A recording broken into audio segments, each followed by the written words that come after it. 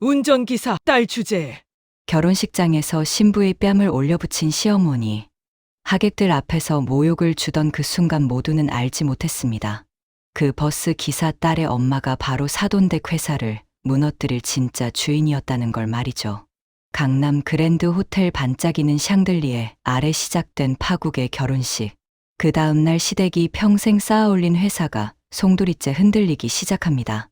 시작 전에 무료인 구독과 좋아요를 눌러주시면 매주 감동적인 통쾌한 사연을 들려드립니다. 오늘의 사연의 수첩 시작합니다. 강남 그랜드 호텔 웨딩홀 오후 2시. 천장에 대형 샹들리에가 수백 개의 크리스털 조각을 통해 무지개 빛을 뿌려내고 있었습니다. 하얀 장미와 은방울꽃으로 장식된 버진로드 양옆으로 200여 명의 하객들이 자리를 채우고 있었어요. 신부 대기실에 30살 김다은이 거울 앞에 앉아 있었습니다.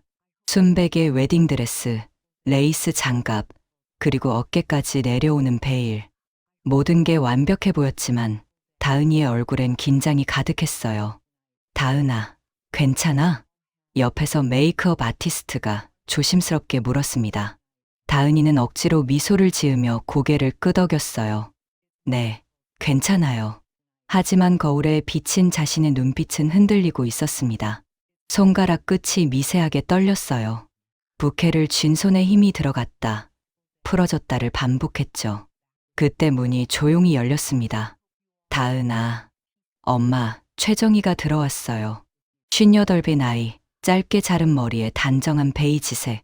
한복을 입은 정희는 얼굴엔 주름이 깊게 패어 있었지만 눈빛만큼은 또렷했습니다. 평생 새벽 첫차부터 막차까지 버스 핸들을 잡아온 손은 거칠었지만 딸의 어깨를 감싸는 손길은 따뜻했어요. 엄마. 다은이가 돌아보며 눈시울이 붉어졌습니다. 울면 화장 다 번져. 오늘 주인공인데. 정희가 부드럽게 말하며 딸의 뺨을 쓰다듬었어요. 하지만 다은이는 입술을 깨물며 말했습니다. 엄마, 나 괜찮을까? 시어머님이. 괜찮아. 내가 행복하면 돼. 정희의 목소리는 담담했지만 단호했어요. 도윤이가 널 사랑하잖아. 그걸로 충분해. 다은이는 고개를 끄덕였지만 여전히 불안한 표정이었습니다. 사실 이 결혼은 순탄치 않았어요. 신랑 이도윤의 부모, 특히 시어머니 한미숙은 처음부터 이 결혼을 반대했습니다. 버스 기사 딸이라는 이유로요. 정희는 평생 시내버스 운전을 해왔어요. 새벽 5시 첫 차부터 밤 11시 막차까지 30년 넘게 핸들을 잡았습니다. 남편은 다은이가 5살 때 교통사고로 세상을 떠났고 정희는 홀로 딸을 키웠죠. 그런 엄마의 등을 보며 자란 다은이는 누구보다 성실했어요. 대학도 장학금으로 다녔고 졸업 후엔 작은 회계법인에 취직했습니다. 그곳에서 이도윤을 만났죠. 도윤이는 다은이를 진심으로 사랑했어요. 부모님이 반대해도 그는 다은이와 결혼하겠다고 고집했습니다. 하지만 문제는 한미숙이었어요. 우리 아들이 그런 집안이랑 결혼하면 안 돼. 체면이 뭐가 돼? 몇 번이고 반대했고 양가 상견례 자리는 파행으로 끝났습니다. 한미숙은 정희를 보는 내내 코웃음을 쳤고 노골적으로 무시했죠. 그럼에도 도윤이는 포기하지 않았어요. 다은아, 우리 그냥 혼인신고부터 하자. 응, 그게 식은 나중에 올리더라도 일단 법적으로 부부가 되면 엄마도 어쩔 수 없을 거야. 결국 두 사람은 석 달 전 조용히 혼인신고를 마쳤습니다. 부모님께는 알리지 않은 채로요. 그리고 오늘 한미숙은 결혼식을 마지못해 허락했지만 내내 불만스러운 표정이었어요. 웨딩홀 신랑 측 좌석에 한미숙이 짙은 자주색 한복을 입고 앉아 있었습니다. 고급스러운 광택이 도는 비단 소재였지만 표정만큼은 차가웠어요. 60의 나이지만 피부 관리를 잘해서인지 실제보다 젊어 보였습니다. 손엔 명품 핸드백을 쥐고 있었고 목에는 진주 목걸이가 걸려 있었습니다. 그 옆엔 남편 이정호가 점잖은 표정으로 앉아 있었어요. 64, 중견식품회사 한빛 F&B 대표. 회색 양복에 금태 안경을 쓴 그는 겉으로는 온화해 보였지만 눈빛은 차가웠습니다. 여보, 저기 신부 쪽 하객 좀 봐. 한미숙이 작은 목소리로 말했어요. 신부 측 좌석엔 30명 남짓한 사람들이 앉아 있었습니다. 대부분 수수한 차림의 중년 여성들, 그리고 몇몇 젊은 직장 동료들, 정희의 버스 회사 동료들과 다은이의 회사 선후배들이었어요. 하객 수부터 차이 안 나? 쪽팔려. 한미숙이 입맛을 다셨습니다. 그만해. 사람들 듣겠어. 정우가 낮게 제지했지만 한미숙은 여전히 못마땅한 표정이었어요. 그때 한미숙 옆에 앉아있던 친척 아주머니 하나가 몸을 기울이며 속삭였습니다. 근데 미숙 씨, 들었어요? 저 둘 혼인신고 먼저 했다며? 뭐, 한미숙의 눈이 커졌어요. 네, 제 조카가 구청에서 일하는데요. 석 달 전에 이미 신고 들어왔대요. 그래서 오늘식은 그냥 형식이래요. 친척 아주머니의 말에 한미숙의 얼굴이 굳어졌습니다. 지금 뭐라고 했어요? 아, 그걸 모르셨어요? 저는 당연히 아실 줄. 친척 아주머니가 당황하며 입을 다물었어요. 한미숙은 천천히 핸드백에서 휴대폰을 꺼냈습니다. 손가락이 떨리며 화면을 터치했어요. 정부24 앱, 로그인 후 가족관계 증명서 메뉴로 들어갔습니다. 이도윤의 정보를 검색하고 혼인관계 증명서를 조회했죠. 화면에 떠오른 문서. 혼인관계 증명서 신고일 2025년 6월 15일 배우자 김다은. 한미숙의 입술이 파르르 떨렸어요. 이게 무슨... 옆에서 정우가 눈치를 채고 화면을 봤습니다. 그의 표정도 순식간에 굳어졌어요. 여보, 진정해. 여기서 이러면... 진정하라고? 지금 우리 아들이 내 허락도 없이 혼인신고를 했다고. 한미숙의 목소리가 떨렸습니다. 하객 몇몇이 고개를 돌려 쳐다봤어요. 웅성웅성. 작은 소음이 일기 시작했습니다. 그 순간 웨딩 행진곡이 울려 퍼졌어요. 신부 입장. 다은이가 정희의 팔을 잡고 천천히 버진로드를 걸어왔습니다. 순백의 드레스가 조명을 받아 반짝였어요. 하객들이 자리에서 일어나 박수를 쳤습니다. 하지만 한미숙은 일어나지 않았어요. 그녀는 그저 휴대폰 화면을 응시한 채 입술을 깨물고 있었습니다. 눈빛엔 배신감과 분노가 가득 차올랐어요. 다은이가 버진로드 끝에서 정희와 포옹했습니다. 정희가 딸의 손을 도윤이에게 건넸어요. 잘 부탁해요. 네, 어머님. 행복하게 해드릴게요. 도윤이가 환하게 웃으며 다은이의 손을 잡았습니다. 두 사람이 단상으로 올라갔어요. 사회자가 마이크를 잡았습니다.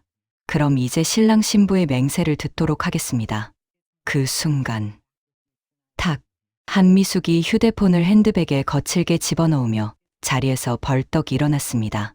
하객들이 일제히 그녀를 쳐다봤어요. 정호가 황급히 그녀의 팔을 잡으려 했지만 한미숙은 뿌리치고 단상을 향해 걸어갔습니다. 여보, 지금 뭐 하는 거야? 정호의 제지도 소용없었어요. 한미숙의 얼굴은 창백했고 눈빛은 날카로웠습니다. 단상 위에 도윤이와 다은이가 당황한 표정으로 그녀를 봤어요. 어머니. 사회자가 어색하게 웃으며 마이크를 내렸습니다. 죄송합니다. 잠시만요. 한미숙이 단상 계단을 올라갔어요. 뚜벅, 뚜벅. 하이힐 굽이 바닥을 치는 소리만이 고요한 홀을 채웠습니다. 200여 명의 하객이 숨을 죽이고 그녀를 바라봤어요. 한미숙이 다은이 앞에 섰습니다. 그리고 천천히 입을 열었습니다. 혼인신고 먼저 했다며? 다은이의 얼굴이 하얗게 질렸어요. 한미숙의 목소리가 웨딩홀에 울려 퍼졌습니다. 마이크 없이도 선명하게 들렸어요. 200여 명의 하객이 일제히 고개를 들었습니다. 다은이의 얼굴에서 핏기가 싹 빠졌어요. 부케를 든 손이 미세하게 떨렸습니다. 하얀 장미꽃잎이 살짝 흔들렸어요. 어머님. 다은이의 목소리는 거의 들리지 않을 만큼 작았습니다. 한미숙이 한 걸음 더 다가섰어요. 자주색 한복 치마가 바닥을 쓸며 스치는 소리가 났습니다. 사각사각. 그 소리가 정적 속에서 유난히 크게 들렸어요. 도윤이가 황급히 두 사람 사이에 섰습니다. 엄마, 여기선 안 돼요. 나중에 얘기해요. 나중에?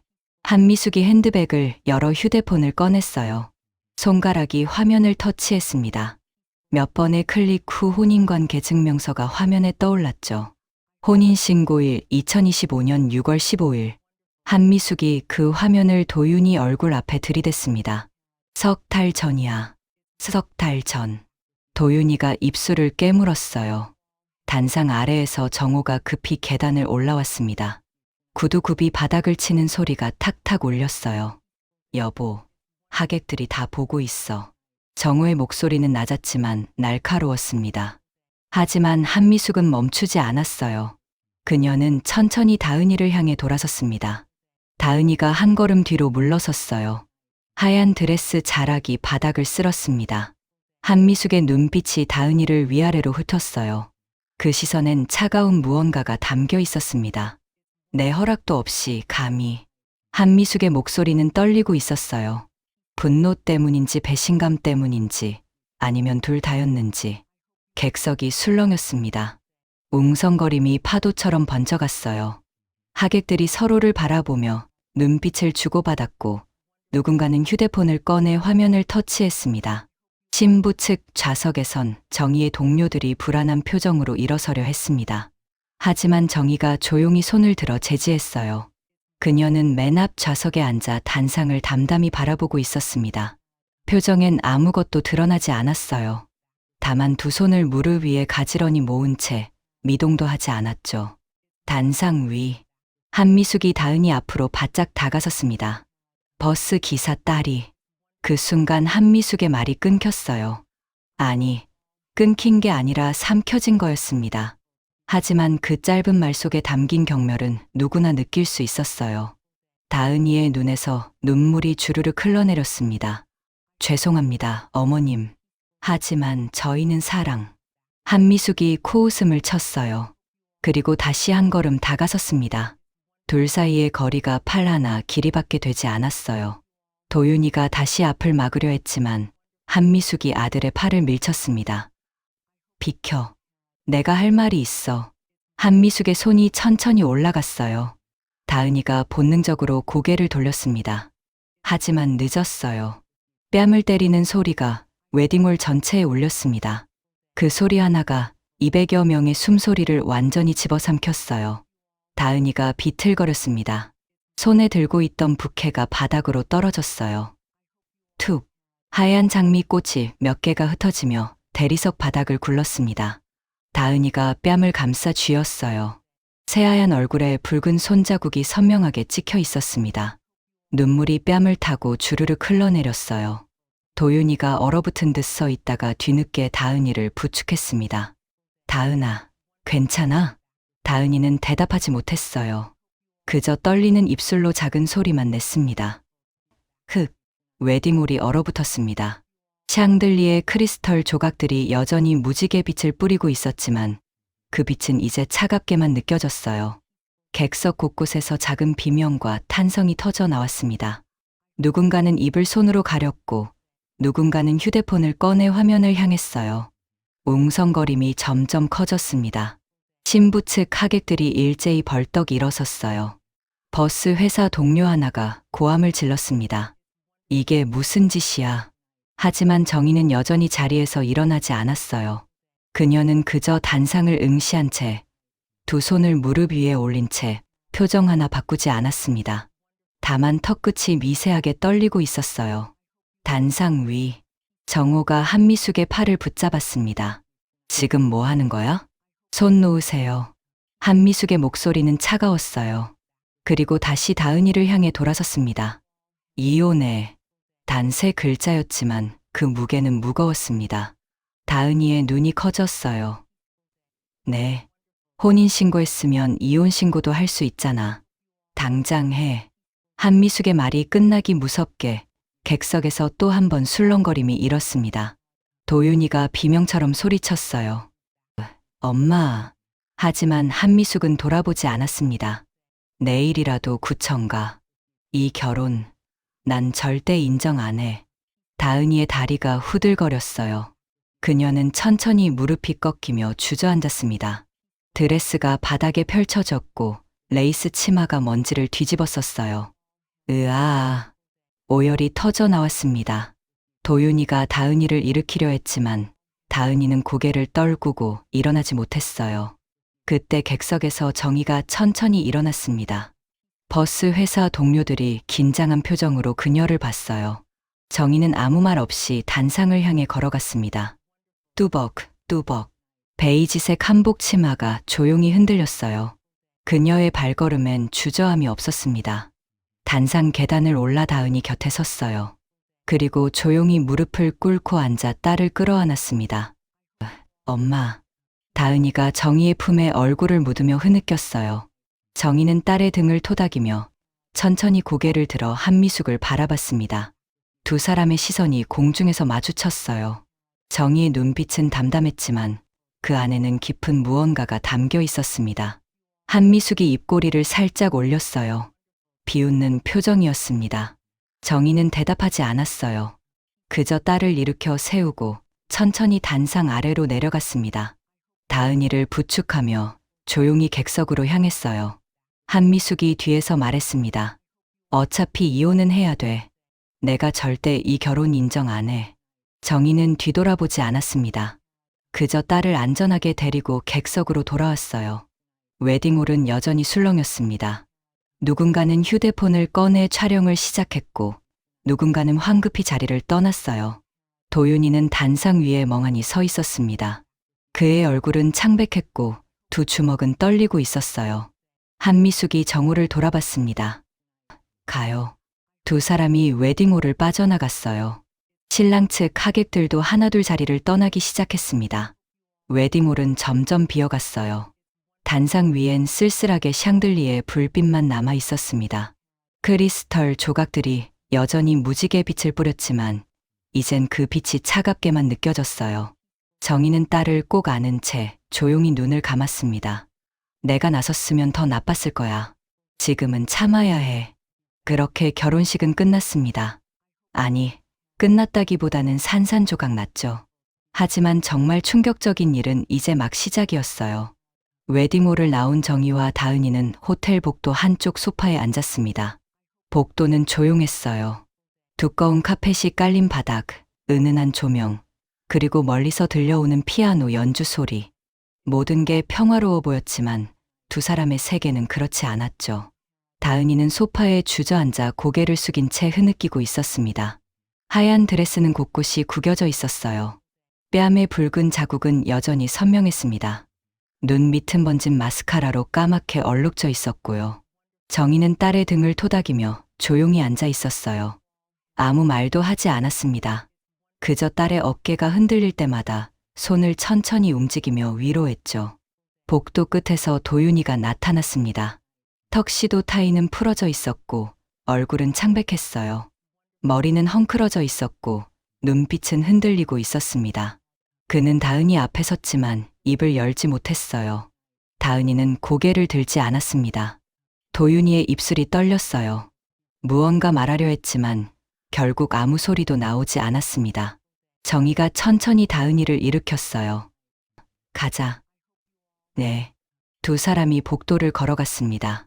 도윤이는 그 자리에 멍하니 서서 두 사람의 뒷모습을 바라봤어요. 손은 주먹을 쥐었다 펴기를 반복했고 발은 한 걸음도 떼지 못했습니다. 그날 밤 정희와 다은이는 관악구의 작은 빌라로 돌아왔습니다. 20평 남짓한 투룸, 30년 된 건물. 정희가 평생 살아온 집이었어요. 거실엔 낡은 소파와 작은 식탁이 있었습니다. 벽엔 다은이의 대학 졸업 사진이 액자에 담겨 걸려 있었고 한쪽 선반엔 버스 회사에서 받은 근속 표창장이 놓여 있었어요. 다은이는 방으로 들어가 드레스를 벗고 낡은 면, 잠옷으로 갈아입었습니다. 거울에 비친 자신의 얼굴을 봤어요. 뺨의 붉은 자국은 여전했습니다. 손으로 그 자국을 천천히 쓰다듬었어요. 눈물이 또 흘러내렸습니다. 거실에서 정희가 냉장고를 열었어요.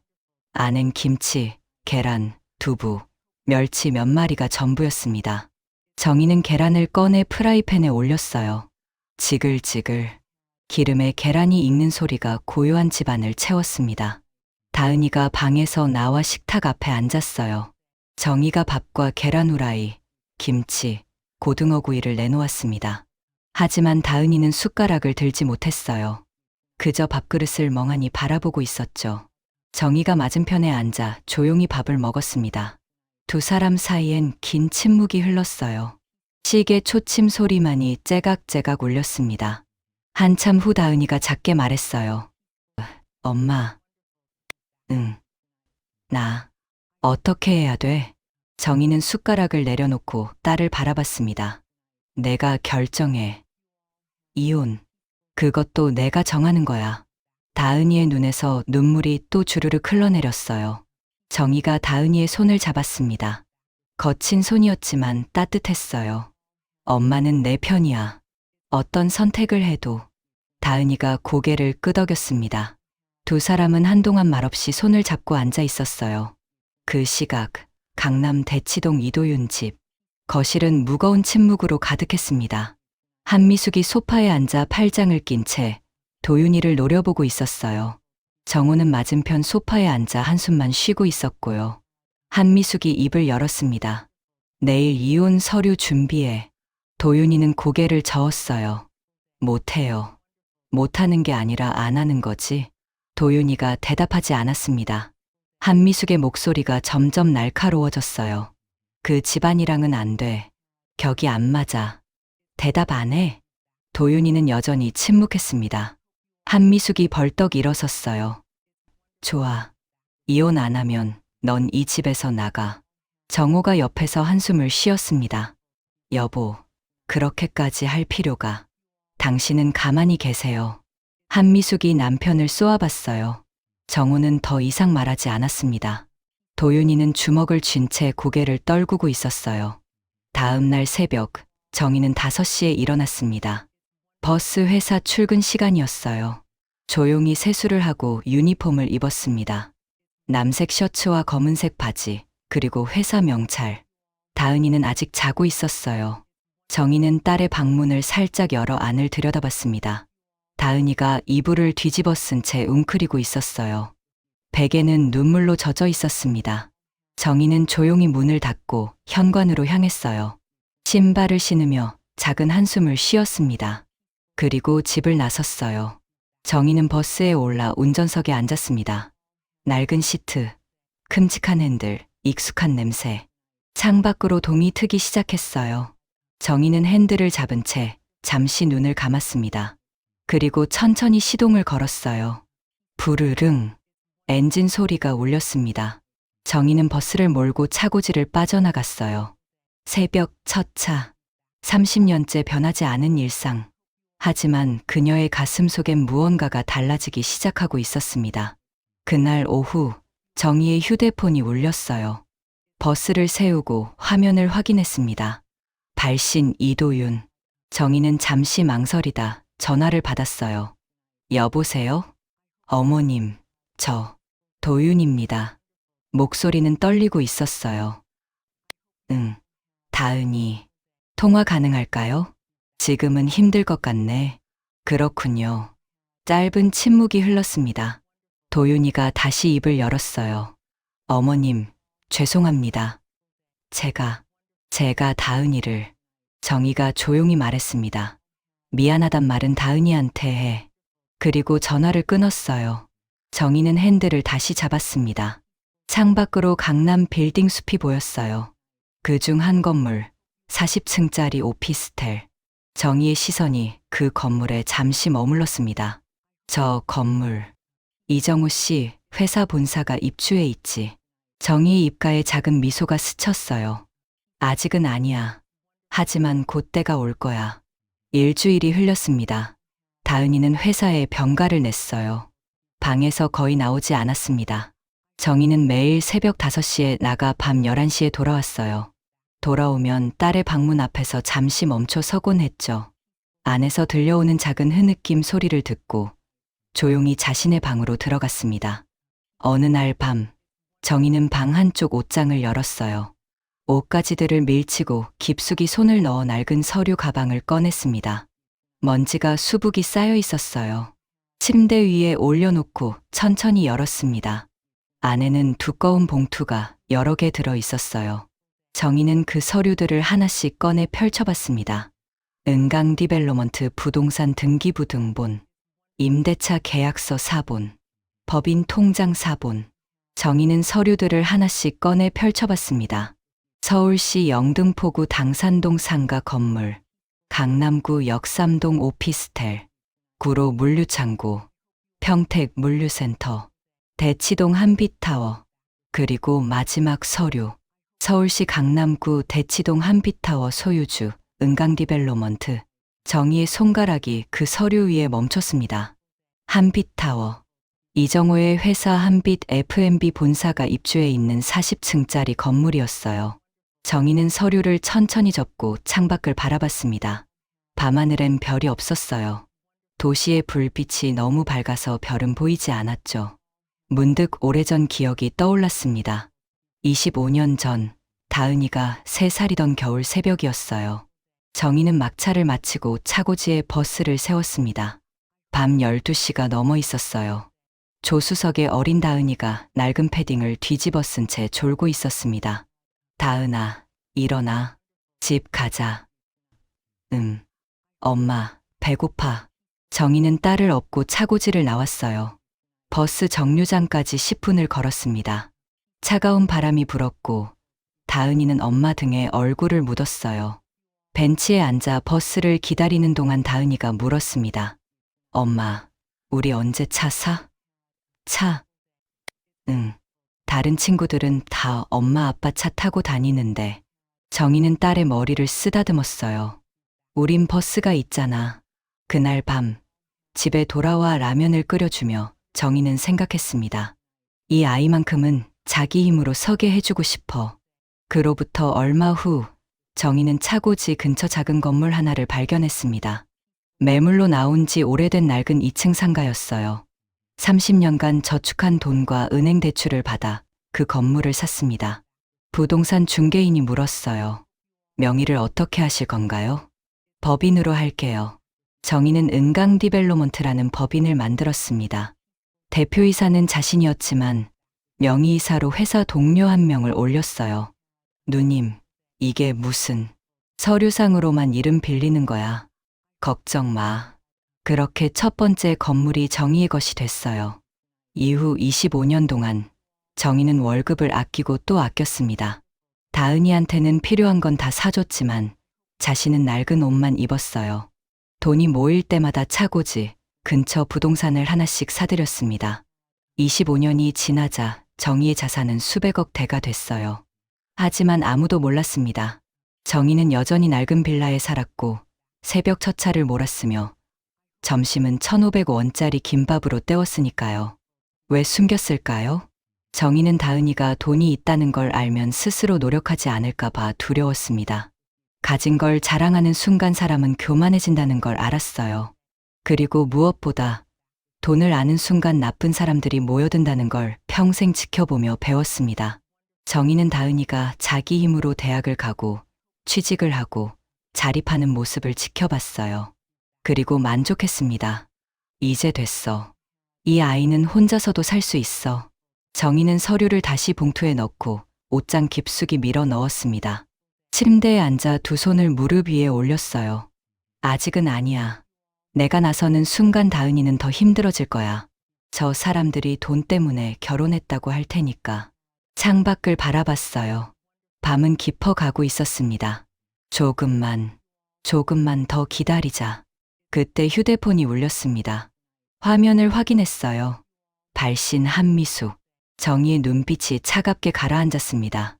전화를 받았어요. 여보세요? 최정희 씨, 내일 시간 되세요? 할 얘기가 있어요.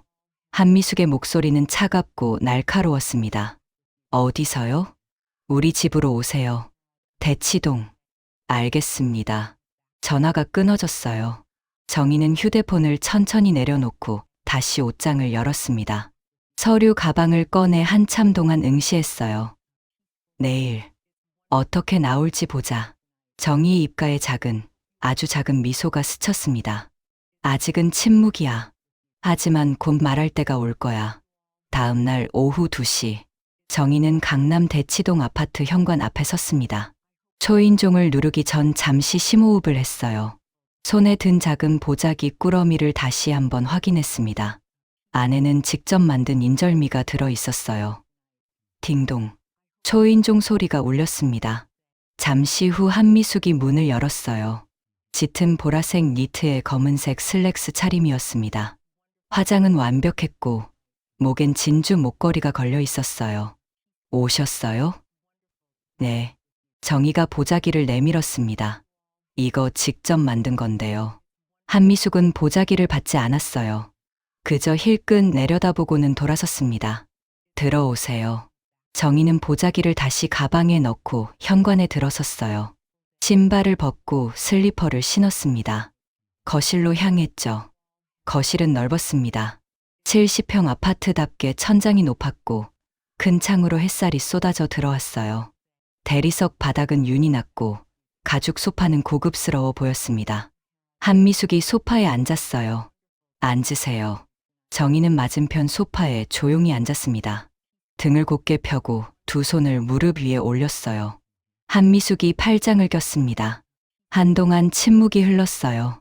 시계 초침 소리만이 째각째각 울렸습니다. 한미숙이 먼저 입을 열었어요. 단도직입적으로 말할게요. 이혼시키세요. 정희는 대답하지 않았습니다. 듣고 계세요? 들었습니다.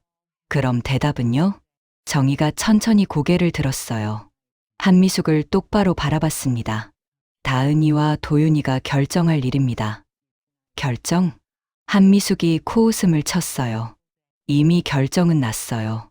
우리 집안이랑은 안 맞아요. 정희는 침묵했습니다. 한미숙이 소파에서 일어나 창가로 걸어갔어요. 창밖을 내다보며 말했습니다. 최정희 씨, 솔직히 말할게요. 당신 집 형편이 어떤지 다 압니다. 정희의 눈빛이 미세하게 흔들렸어요. 관악구 빌라 20평. 버스 기사 월급으로 평생 모은 돈. 기껏해야 몇 천만 원. 아니면 억대. 한미숙이 돌아서며 정희를 내려다봤습니다. 우리 집안이랑 격이 너무 달라요. 이해하시죠? 정희는 여전히 침묵했어요. 다만 두 손을 무릎 위에서 가만히 쥐었다 폈다를 반복했습니다. 한미숙이 다시 소파로 돌아와 앉았어요. 이혼 위자료는 제가 드릴게요. 5천만 원. 어때요? 정희의 눈빛이 차갑게 식었습니다. 적다고 생각하세요? 그럼 1억 더 드릴게요. 대신 조용히 갈라서게 하세요. 정희가 천천히 입을 열었어요. 제 딸은 돈으로 거래할 수 있는 물건이 아닙니다. 물건. 누가 물건이래요? 한미숙이 웃었습니다. 그냥 서로 안 맞으니까 정리하자는 거예요. 깔끔하게. 정희는 대답하지 않았어요. 한미숙이 한숨을 쉬며 말했습니다. 최정희 씨도 아시잖아요. 결혼은 집안끼리 하는 거예요. 사랑만으로는 안 돼요. 정희가 조용히 일어섰습니다. 더 이상 할 말씀이 없으시면 저 이만 가보겠습니다. 앉으세요. 아직 끝난 거 아니에요. 정희는 서 있었어요. 한미숙의 표정이 굳어졌습니다. 앉으라니까요. 그만하시죠. 정희의 목소리는 낮았지만 단호했어요. 한미숙이 벌떡 일어섰습니다. 뭐가 그만하라고요? 당신이 지금 누구한테 말하는 거예요? 예의는 지켜주십시오. 예의? 한미숙이 비웃었어요. 예의를 말하려면 먼저 격을 맞춰야죠. 버스 기사 주제에 무슨 예의를 바라요? 정희의 턱끝이 미세하게 떨렸습니다. 하지만 표정은 변하지 않았어요. 그저 한미숙을 담담히 바라볼 뿐이었습니다. 한미숙이 한 걸음 더 다가섰어요. 당신 딸, 우리 도윤이한테 매달린 거 다 알아요. 집안 좋은 남자 만나려고. 그런 게 아닙니다. 그럼 뭐예요? 사랑. 한미숙이 고개를 저었어요. 웃기지 마세요.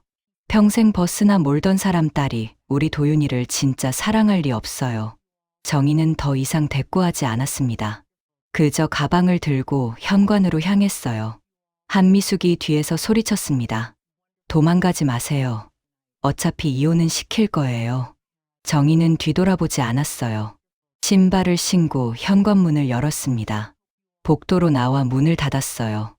엘리베이터를 기다리는 동안 정희는 가방 속 휴대폰을 꺼냈습니다. 연락처를 스크롤해 내려가다 한 이름 앞에서 멈췄어요. 장현수 대표. 정희는 전화를 걸었습니다. 신호음이 2번 울렸어요. 여보세요. 정희 씨. 중년 남성의 목소리가 들렸습니다. 차분하고 신뢰감 있는 음이었어요.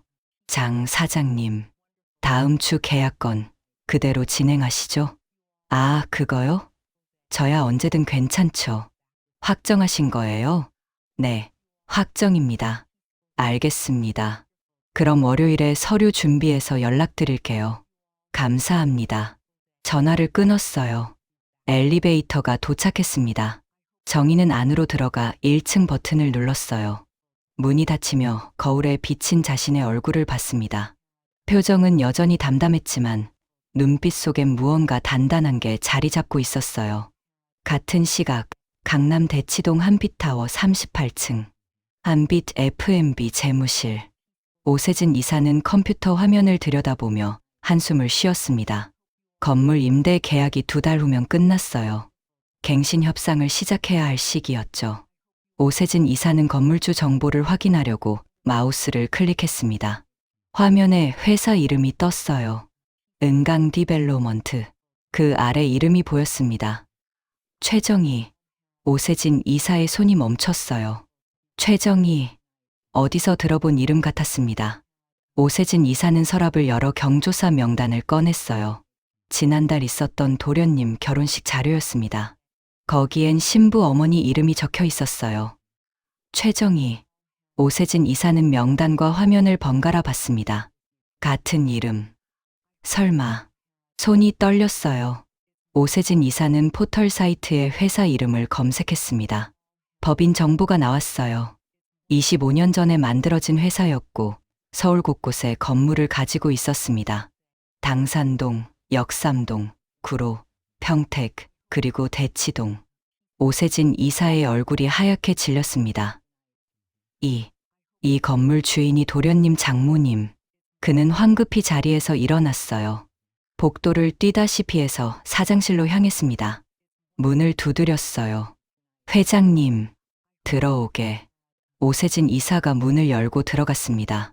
정호가 책상에 앉아 서류를 보고 있었어요. 무슨 일인가? 오세진 이사는 숨을 고르고 말했습니다.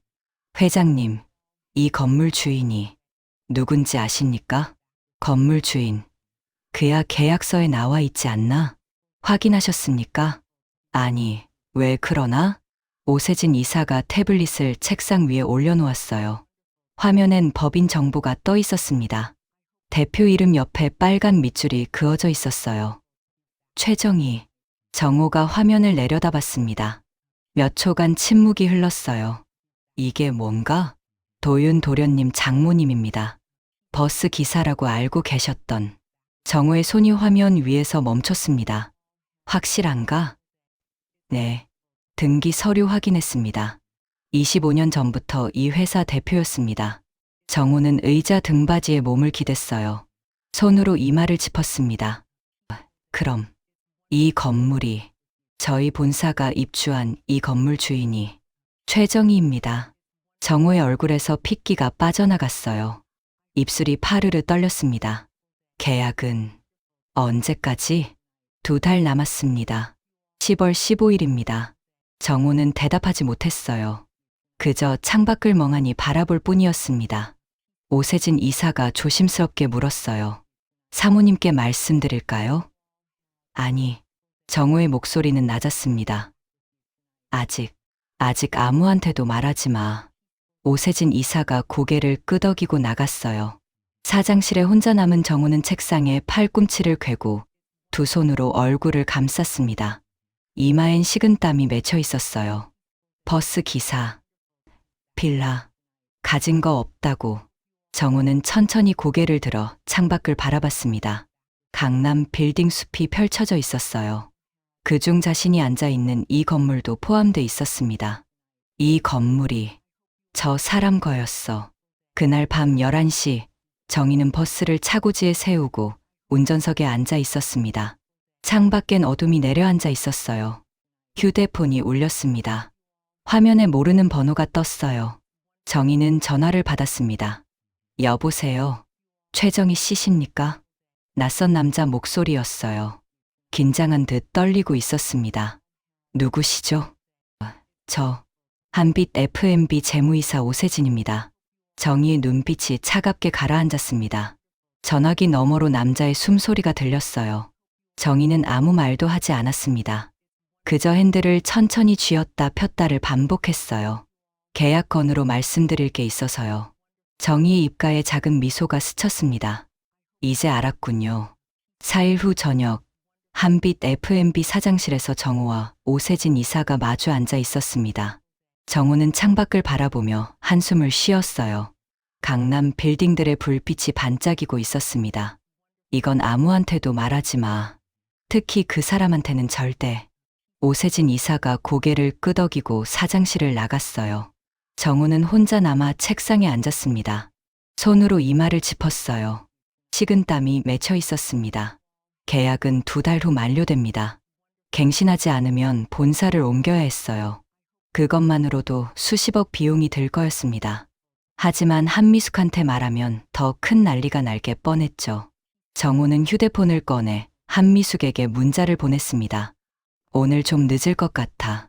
먼저 자. 그날 밤 11시, 한미숙은 거실 소파에 앉아 TV를 보고 있었어요.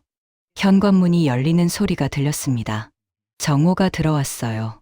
얼굴은 피곤해 보였고 넥타이는 풀어져 있었습니다.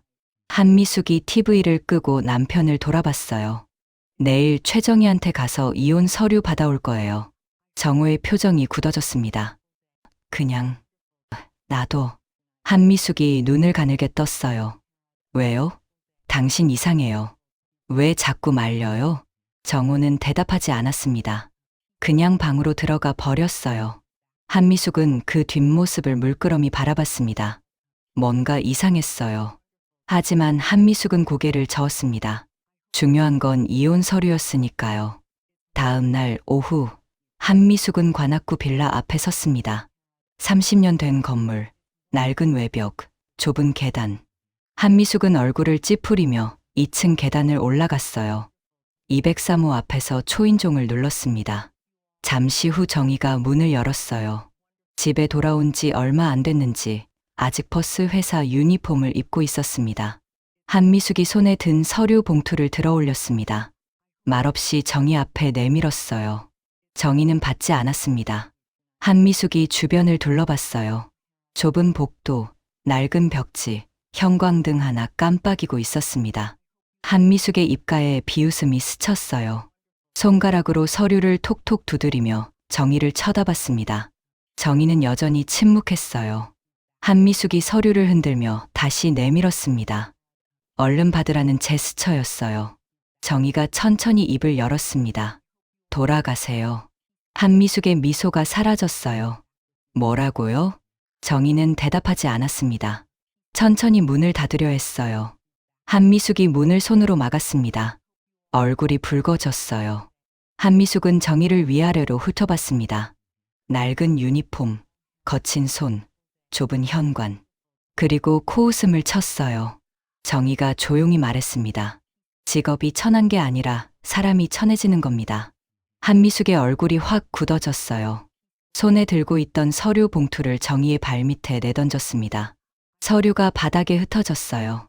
한미숙이 손가락으로 정희를 가리키며 입을 벌렸습니다. 뭔가 말하려다 그냥 혀를 찼어요. 돌아서서 계단을 내려갔습니다. 구두굽이 계단을 쾅쾅 울렸어요. 정희는 문 앞에 서서 계단 아래로 사라지는 한미숙의 뒷모습을 바라봤습니다. 천천히 허리를 숙여 바닥에 서류를 주웠어요. 집 안으로 들어가 문을 닫았습니다. 정희는 거실 식탁에 서류를 내려놓고 휴대폰을 꺼냈습니다. 연락처를 찾아 전화를 걸었어요. 1번, 2번 신호음이 울렸습니다. 여보세요, 오 이사님. 10월 15일자로 계약 갱신 거부합니다. 내일 오전에 정식 문서 보내드릴게요. 전화 너머로 당황한 목소리가 들렸어요. 뭔가 묻는 것 같았지만 정희는 대답하지 않았습니다. 결정된 사항입니다. 전화를 끊었어요. 정희는 창밖을 바라봤습니다. 해가 지고 있었어요. 노을이 하늘을 붉게 물들이고 있었습니다. 정희의 입가에 아주 작은 미소가 스쳤어요. 그날 밤, 오세진 이사는 사무실에 홀로 앉아 있었습니다. 책상에 전화기가 울렸어요. 화면에 최정희라는 이름이 떠올랐습니다. 오세진 이사는 떨리는 손으로 전화를 받았어요. 통화가 끝나고 오세진 이사는 휴대폰을 천천히 내려놓았습니다. 얼굴이 창백해졌어요. 황급히 정호에게 전화를 걸었습니다. 회장님, 큰일 났습니다. 최정희 씨가 계약 갱신 거부했습니다. 전화 너머로 침묵이 흘렀어요. 정호의 무거운 한숨 소리만 들렸습니다. 내일 아침에 얘기하겠네. 전화가 끊어졌습니다. 오세진 이사는 휴대폰을 책상 위에 내려놓고 창밖을 바라봤어요. 강남 빌딩들의 불빛이 반짝이고 있었습니다. 그중 한빛타워도 보였어요. 오세진 이사의 손이 떨렸습니다. 한미숙은 집으로 돌아와 소파에 앉았습니다. 정호는 서재에 들어가 문을 닫았어요. 한미숙은 휴대폰을 꺼내 친척에게 문자를 보냈습니다. 내일이면 다 정리돼. 드디어 저 여자 떼어낼 수 있어. 한미숙은 만족스러운 미소를 지으며 휴대폰을 내려놓았어요. TV를 켜고 드라마를 봤습니다. 화면 속에선 누군가가 울고 있었지만 한미숙은 개의치 않았어요. 그저 팔짱을 끼고 화면을 바라봤습니다.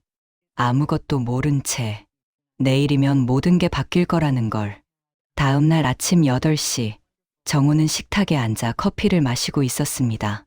손이 미세하게 떨렸어요. 커피 잔을 들 때마다 찰랑찰랑 소리가 났습니다. 한미숙이 부엌에서 나와 맞은편에 앉았어요. 화장을 마친 얼굴이었지만 표정은 밝았습니다. 어제 최정희한테 다녀왔어요. 이제 곧 정리될 거예요. 정우는 커피 잔을 내려놓았습니다. 여보. 왜요? 정우가 잠시 망설이다 입을 열었어요. 이 건물, 우리 본사 건물 말이야. 건물주가 누군지 알아? 한미숙이 어리둥절한 표정을 지었습니다. 건물주. 그게 왜요? 정우는 한참 동안 아무 말도 하지 못했어요. 입술만 떨렸습니다. 한미숙이 짜증 섞인 목소리로 물었어요. 대체 무슨 소리예요? 최정희 씨야. 한미숙이 멈칫했습니다. 뭐라고요? 정우는 대답하지 않았어요. 그저 한미숙을 바라볼 뿐이었습니다. 한미숙이 코웃음을 쳤어요. 무슨 소리예요? 버스 기사가 무슨 건물주? 정우는 휴대폰을 꺼내 화면을 한미숙에게 보여줬습니다. 거기엔 법인 등기 서류가 떠 있었어요. 은강디벨로먼트 대표이사 최정희 소유 건물 서울시 강남구 대치동 한빛타워. 한미숙은 화면을 물끄러미 내려다봤습니다. 얼굴이 점점 굳어졌어요. 이게 뭐예요? 보이는 그대로야. 한미숙이 휴대폰을 낚아챘습니다. 화면을 확대해서 봤어요.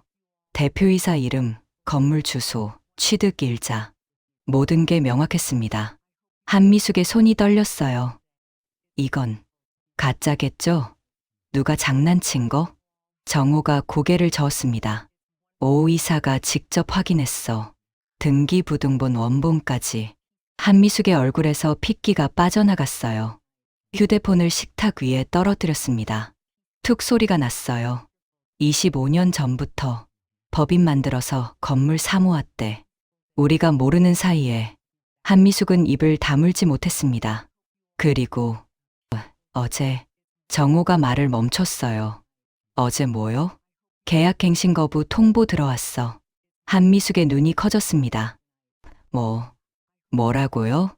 10월 15일자로 나가래. 한미숙은 그 자리에 얼어붙었어요. 입술이 파르르 떨렸습니다. 그럼 우리 회사는 본사 이전해야지. 비용만 수십억이야. 한미숙의 얼굴이 새하얗게 질렸습니다. 그때 초인종이 울렸어요. 딩동. 정호가 일어나 현관으로 향했습니다. 문을 열자 오세진 이사가 서 있었어요. 회장님, 이거 오늘 아침에 팩스로 왔습니다. 오세진 이사가 서류 한 장을 건넸습니다. 계약갱신 거부 통보서 발신 은강디벨로먼트 수신 한빛 FMB 2025년 10월 15일로 임대차 계약 종료. 정우는 서류를 들고 거실로 돌아왔어요. 한미숙 앞에 서류를 내려놓았습니다. 한미숙은 서류를 내려다봤어요. 글자가 흐릿하게 보였습니다. 눈앞이 아찔했어요. 어제 내가 찾아갔는데. 한미숙의 목소리가 떨렸습니다. 서류 던지고 욕하고 오세진 이사가 난처한 표정으로 서 있었어요. 한미숙은 소파에 주저앉았습니다. 두 손으로 얼굴을 감쌌어요. 이전 비용만 수십억이라고요? 오세진 이사가 고개를 끄덕였습니다. 보증금, 인테리어, 이사 비용, 영업 중단 손실, 최소 50억은 들 겁니다. 한미숙의 입에서 작은 신음이 새어나왔어요. 정호는 창밖을 바라봤습니다. 한빛타워가 보였어요. 40층짜리 유리 건물이 아침 햇살을 받아 반짝이고 있었습니다. 저 건물이 최정희 씨 거였어요. 25년 동안 아무도 몰랐습니다. 정호는 주먹을 쥐었어요.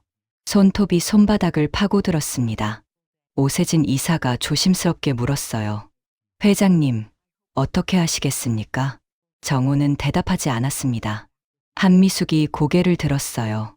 눈은 충혈돼 있었고 입술은 파랗게 질려 있었습니다. 내가 뭘 한 거지? 한미숙의 목소리는 떨리고 있었어요. 어제 빌라 앞 계단이 떠올랐습니다.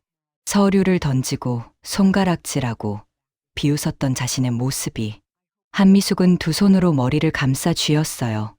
오세진 이사가 서류 하나를 더 꺼냈습니다. 그리고 이것도 확인하셨어야 할 것 같습니다. 정호가 서류를 받아봤어요.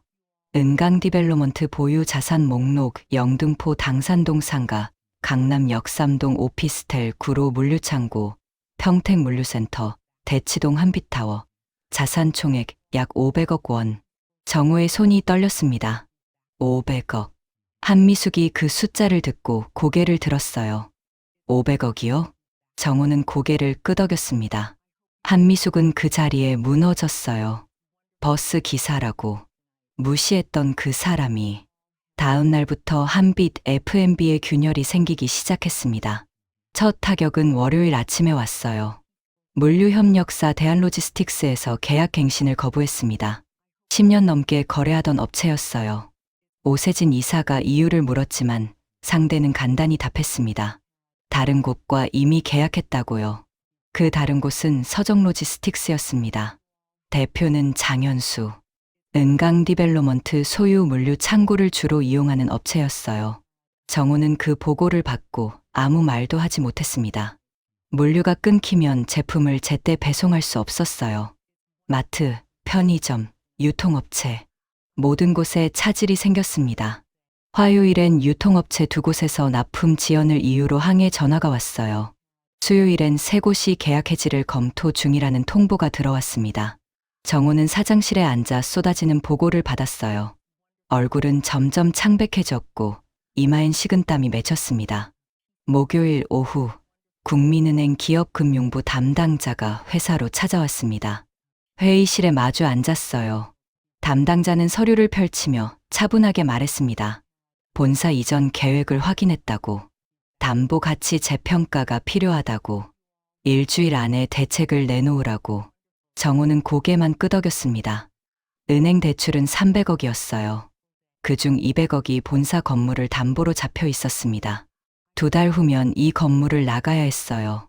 담보 가치가 흔들리면 은행은 대출 회수에 들어갈 거였습니다. 담당자가 떠난 후 정호는 회의실에 혼자 남았어요. 창밖으로 한빛타워가 보였습니다. 15년 동안 일해온 이 건물이 처음부터 정의의 것이었어요. 정호는 책상에 이마를 댔습니다. 같은 시각 한미숙은 집 거실 소파에 앉아 휴대폰을 들고 있었습니다. 화면엔 정희의 전화번호가 떠 있었어요. 한미숙은 통화 버튼을 눌렀습니다. 신호음이 울렸어요. 1번, 2번, 3번. 자동 응답기가 나왔습니다. 다시 걸었어요. 또 자동 응답. 한미숙은 10번을 걸었습니다. 모두 받지 않았어요. 휴대폰을 소파 위에 던졌습니다. 손이 떨렸어요. 찾아가야 할까 생각했지만 발이 떨어지지 않았습니다. 며칠 전 빌라 계단에서 서류를 던지고 욕했던 자신의 모습이 떠올랐어요.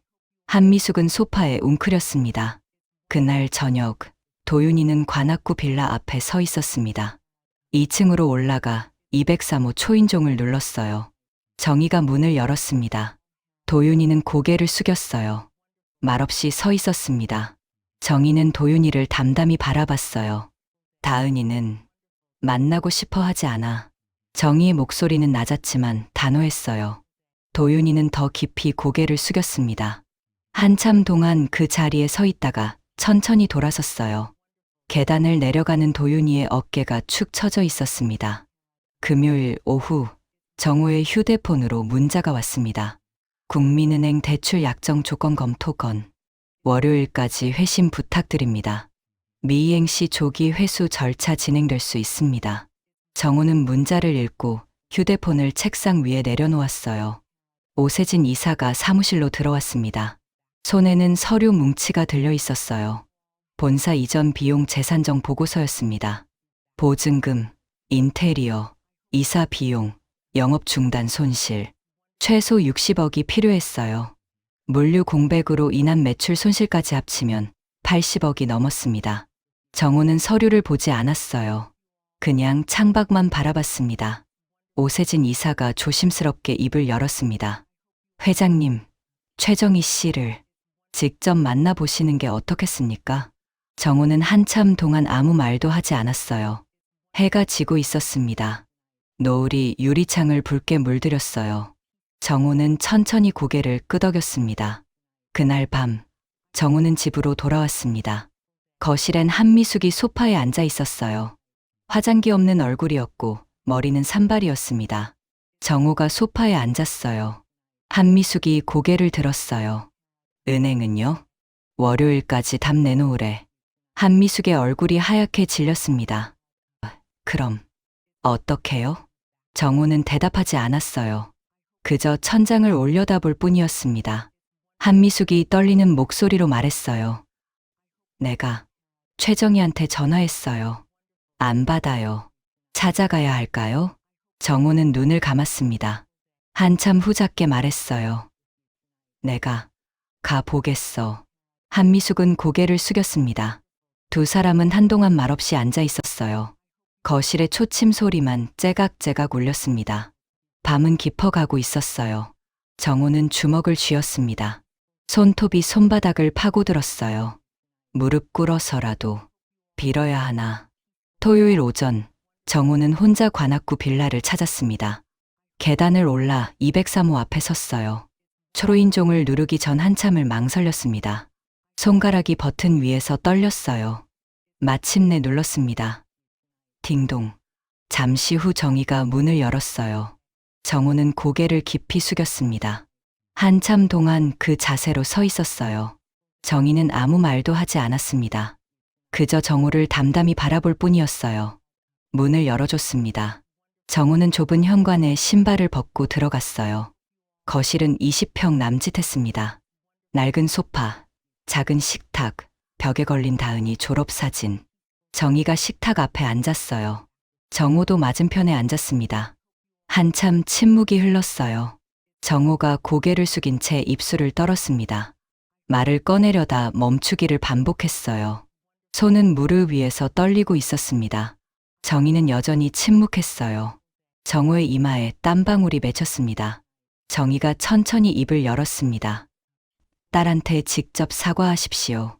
정호가 고개를 들었어요. 정희는 테이블 위에 메모지를 놓고 펜으로 적었습니다. 내일 오후 2시, 부인과 함께. 정호는 메모지를 받아들었어요. 손이 떨렸습니다. 고개를 끄덕이고 일어났습니다.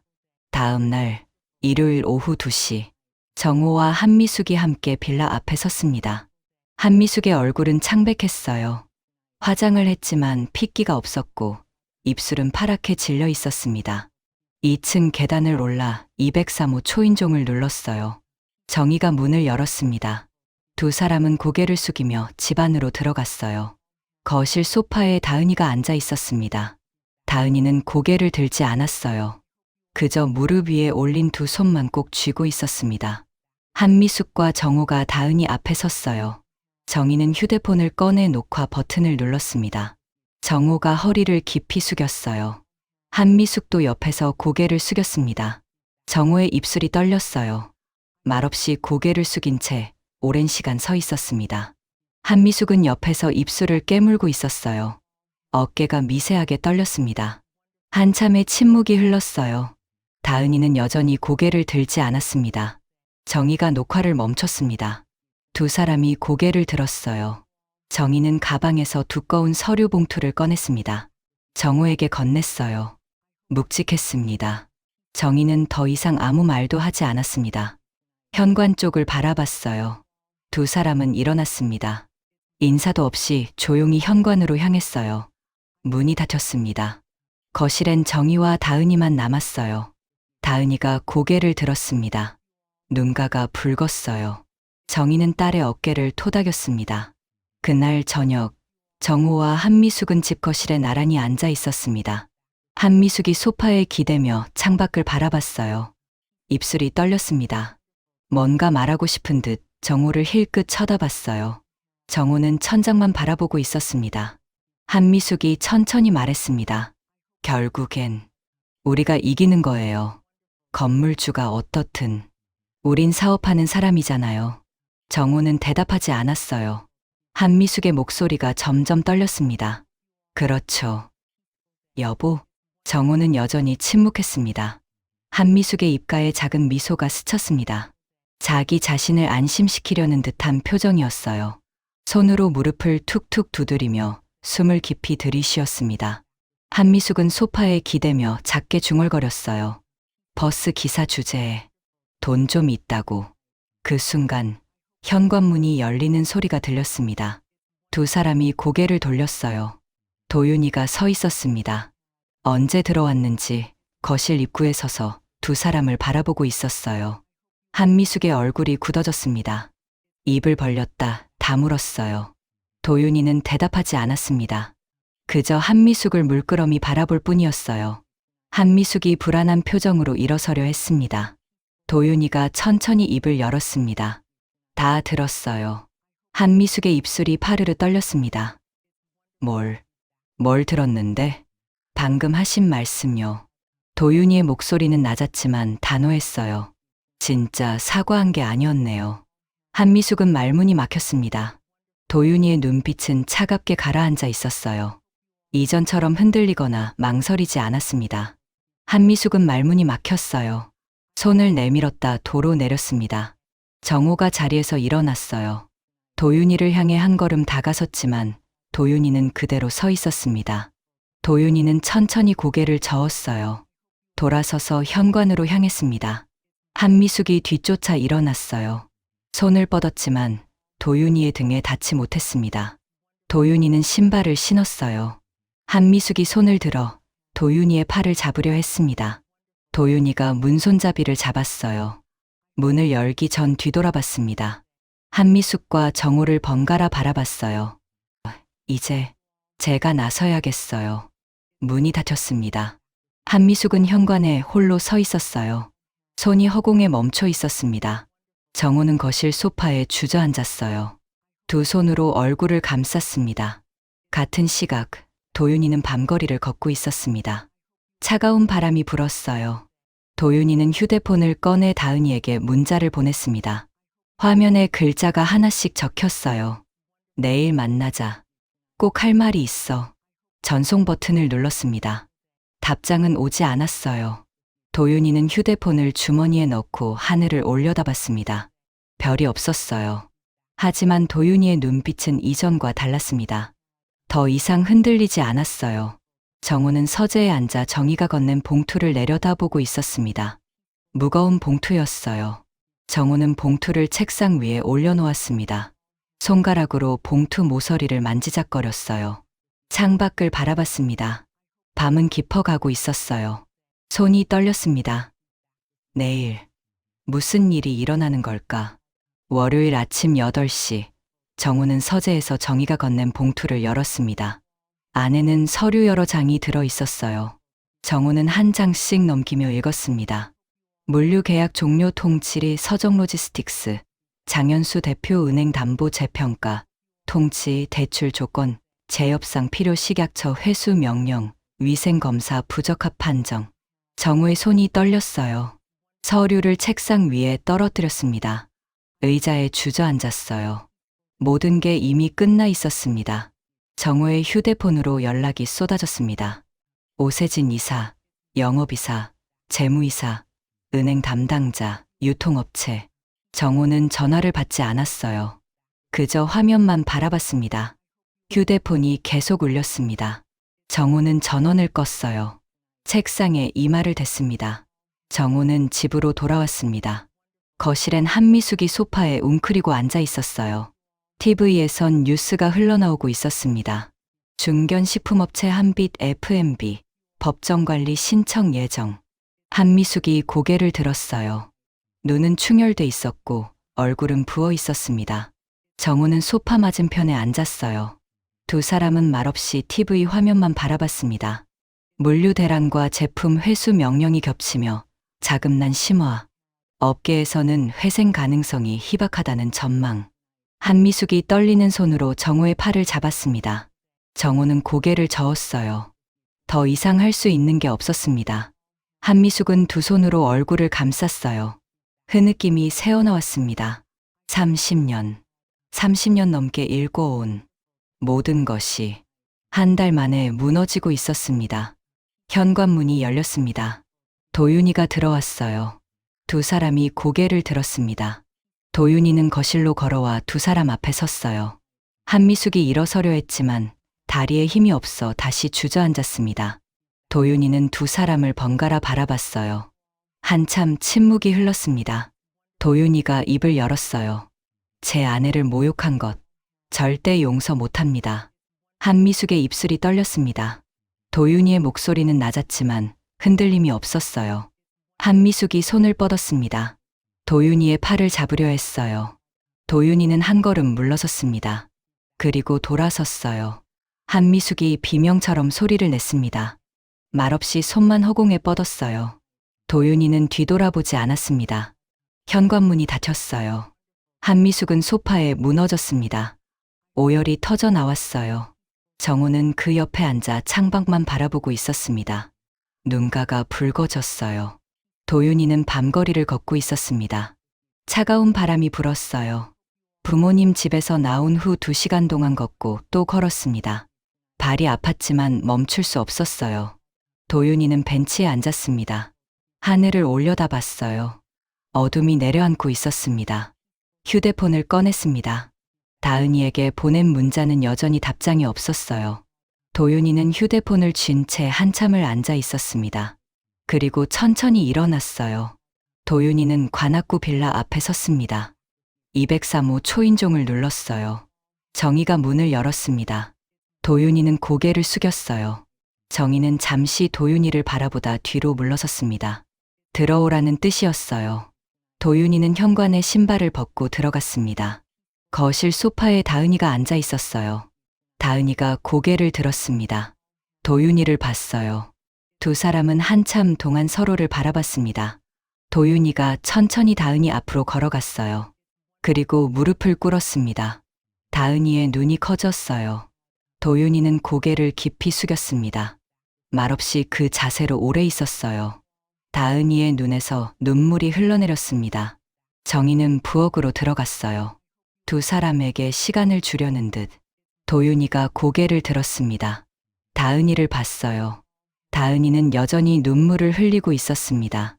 도윤이가 손을 뻗었어요. 다은이는 잠시 망설였습니다. 손이 떨렸어요. 천천히 손을 내밀었습니다. 두 사람의 손끝이 닿았어요. 도윤이의 손가락이 다은이의 손을 감쌌습니다. 하지만 다은이는 천천히 손을 걷었습니다. 도윤이의 손이 허공에 멈췄어요. 다은이는 고개를 돌렸습니다. 도윤이는 그 자리에 무릎 꿇은 채 멈춰 있었어요. 그렇게 둘 사이엔 여전히 거리가 남아 있었습니다.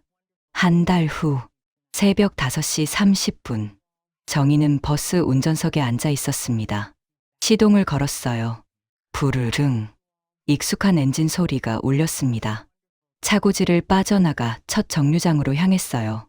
거리는 아직 어두웠습니다. 가로등 불빛만이 도로를 비추고 있었어요. 정희는 핸들을 잡은 채 창밖을 바라봤습니다. 30년 동안 이 길을 달렸어요. 새벽 첫 차, 그리고 밤 막차. 변하지 않는 일상이었습니다. 첫 정류장에 도착했어요. 한 명이 올라탔습니다. 출근하는 직장인이었어요. 정희는 출발 버튼을 눌렀습니다. 버스가 천천히 움직였어요. 오전 9시, 정희는 차고지로 돌아왔습니다. 버스를 세우고 운전석에서 내렸어요. 동료 한 명이 다가왔습니다. 환한 미소를 지으며 엄지를 들어 올렸어요. 정희는 작게 고개를 끄덕였습니다. 휴게실로 들어가 커피 한 잔을 탔어요. 창가에 앉아 커피를 마셨습니다. 창밖으로 버스들이 보였어요. 출발하고 돌아오고 또 출발하는 버스들. 정희는 작은 미소를 지었습니다. 난 그냥 딸을 지킨 것뿐이야. 같은 시각, 다은이는 회사 책상 앞에 앉아 있었습니다. 복직한 지 2주가 지났어요. 컴퓨터 화면엔 숫자들이 가득했습니다. 다은이는 키보드를 두드리며 일에 집중했어요. 점심시간. 동료들이 식당으로 향했지만 다은이는 자리에 남았습니다. 도시락을 꺼내 뚜껑을 열었어요. 엄마가 싸준 반찬이었습니다. 시금치나물, 계란말이, 김치, 어묵볶음. 다은이는 젓가락을 들고 한 입 먹었어요. 눈가가 촉촉해졌습니다. 휴대폰이 울렸어요. 화면에 도윤이의 이름이 떠올랐습니다. 다은이는 휴대폰을 들여다봤어요. 한참을 망설이다 전화를 받지 않았습니다. 화면이 꺼졌어요. 다은이는 휴대폰을 책상 위에 내려놓고 다시 도시락을 먹었습니다. 늦은 오후, 도윤이는 작은 원룸에 앉아 있었습니다. 이사 온 지 한 달이 지났어요. 가구는 침대 하나, 책상 하나가 전부였습니다.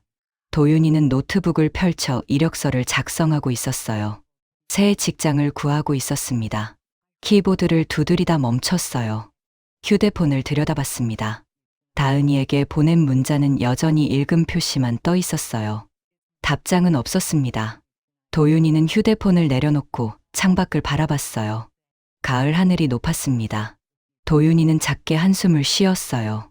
시간이 필요하겠지. 다시 노트북으로 시선을 돌렸습니다. 키보드를 두드렸어요. 저녁 무렵, 정희는 집으로 돌아왔습니다. 현관문을 열자 다은이가 부엌에서 저녁을 준비하고 있었어요. 엄마, 오셨어요? 응. 정희는 신발을 벗고 거실로 들어갔습니다. 다은이가 식탁에 밥을 차렸어요. 두 사람은 마주 앉았습니다. 조용히 밥을 먹었어요. 한참 후 다은이가 입을 열었습니다. 엄마. 응. 감사해요. 정희는 숟가락을 내려놓고 다은이를 봤어요. 다은이의 눈가가 붉어졌습니다. 정희는 다은이의 손을 잡았어요. 거친 손이었지만 따뜻했습니다. 괜찮아. 정희의 목소리는 담담했어요. 내가 행복하면 돼. 다은이는 고개를 끄덕이며 눈물을 닦았습니다. 두 사람은 다시 조용히 밥을 먹었어요. 며칠 후, 일요일, 정희의 휴일이었습니다. 오후에 차고지 근처 공원을 산책했어요. 벤치에 앉아 하늘을 올려다봤습니다. 구름이 천천히 흘러가고 있었어요. 정희는 작게 미소 지었습니다. 사람의 진심은 시간이 증명하는 거야. 도윤이가 진심인지, 다은이가 다시 마음을 열지, 두 사람이 다시 함께할지. 정희는 알 수 없었어요. 하지만 괜찮았습니다. 딸이 스스로 결정하고 스스로 선택하면 되는 거였으니까요. 정희는 벤치에서 일어났어요. 천천히 집으로 걸어갔습니다. 석양이 지고 있었어요. 하늘이 붉게 물들었습니다. 정희는 그 노을을 바라보며 걸었어요. 그날 밤, 다은이는 방에 앉아 휴대폰을 들고 있었습니다. 도윤이에게서 온 문자가 화면에 떠 있었어요. 다은아, 기다릴게. 내가 진심이라는 걸. 시간이 지나면 알게 될 거야. 다은이는 한참 동안 그 문자를 바라봤습니다. 답장을 쓰려다 멈췄어요. 휴대폰을 내려놓았습니다. 창밖을 바라봤어요. 별이 보였습니다. 정희는 거실 소파에 앉아 차를 마시고 있었습니다. 따뜻한 보리차였어요. TV는 켜져 있었지만 소리는 작게 낮춰져 있었습니다. 정희는 차 잔을 내려놓고 창밖을 바라봤어요. 밤하늘에 별이 반짝이고 있었습니다. 딸아. 정희는 속으로 중얼거렸어요. 엄마는 내가 행복하면 그걸로 충분해. 내가 어떤 선택을 하든. 엄마는 내 편이야. 정희는 차 잔을 다시 들어 한 모금 마셨습니다. 따뜻했어요. 그리고 조용했습니다. 두 사람의 미래가 어떻게 될지. 아무도 알 수 없었습니다.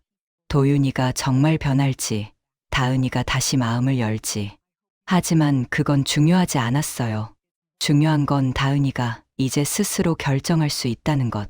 그리고 정희는 딸을 지켰다는 것. 그걸로 충분했습니다. 오늘 사연 어떠셨나요? 힘든 세상 속에서도 빛나는 우리 이웃들의 이야기를 전해드립니다. 저희 사연의 수첩은 언제나 여러분의 든든한 내 편이 되어 드릴 테니 구독과 좋아요를 꾹 눌러주시고 편안한 저녁 보내세요. 감사합니다.